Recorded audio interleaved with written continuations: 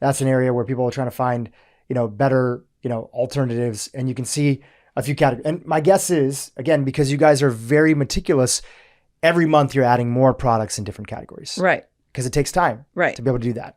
Amazing. Yeah, it's a continuous process, continuous endeavor. I'm extremely passionate about this because I wish I had something like this when I started my low tox journey. Amazing.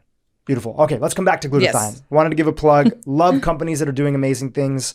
Swellscore.com. You can find it in the show notes below. And you can sign up for their email list. Let's go back to glutathione.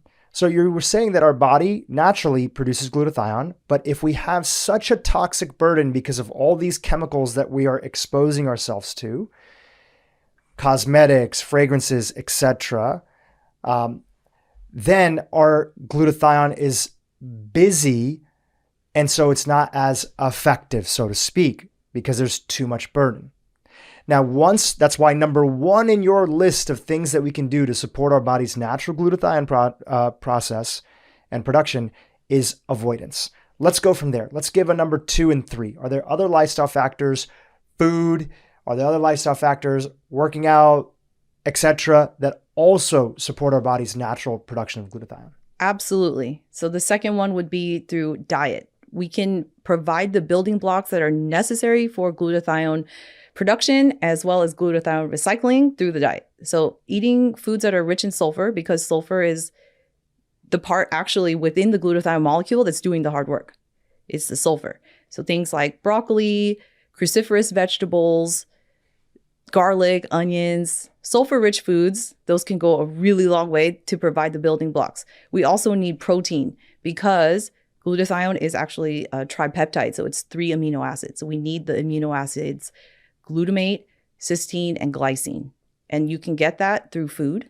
You can also get that through supplementation. I personally take whey protein because there have been human trials showing that whey protein consumption can increase glutathione levels, which I find to be really interesting.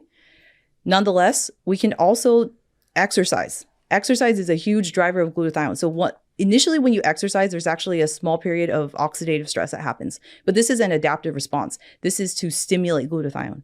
So there's a little bit of oxidation that happens, but it's a good thing. And I don't think we necessarily need to turn that off by pumping in a bunch of glutathione. I think what we need to do is just allow the body to do what it needs to do, which is make more glutathione. And that can be after weight training as well as aerobic exercise. Incredible. You were mentioning about sulfur and how important that is. That'd be all the classification of cruciferous vegetables, right? So just name a few that are out there that, broccoli you mentioned. We had on Dr. Jed Fahey on the podcast, who's a researcher, I believe that he is with Johns Hopkins, and he was the one that did the research into sulforaphane and how broccoli sprouts have one of the highest concentrations of sulforaphane, which is an incredible detoxifier inside of the body. Yes, absolutely. So broccoli sprouts, you can actually increase the amount of sulforaphane in your broccoli if you add some mustard seed on top when you cook it.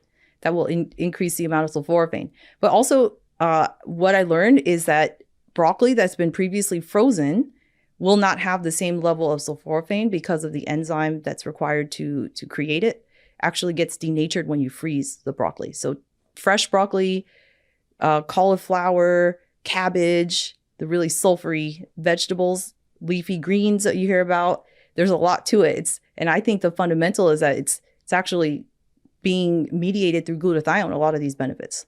Yeah, not to mention the extra fiber that you'd be getting inside of your diet.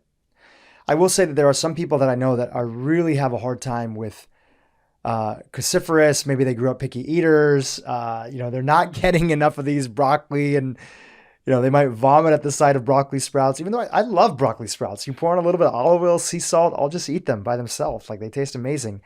In those instances, I think that there's some pretty good supplement options that are out there that have sulforaphane inside of them. I'm not affiliated with any brands, but people can look them up and just get from a high quality source. Maybe even at the Swell, you guys have the Swell score.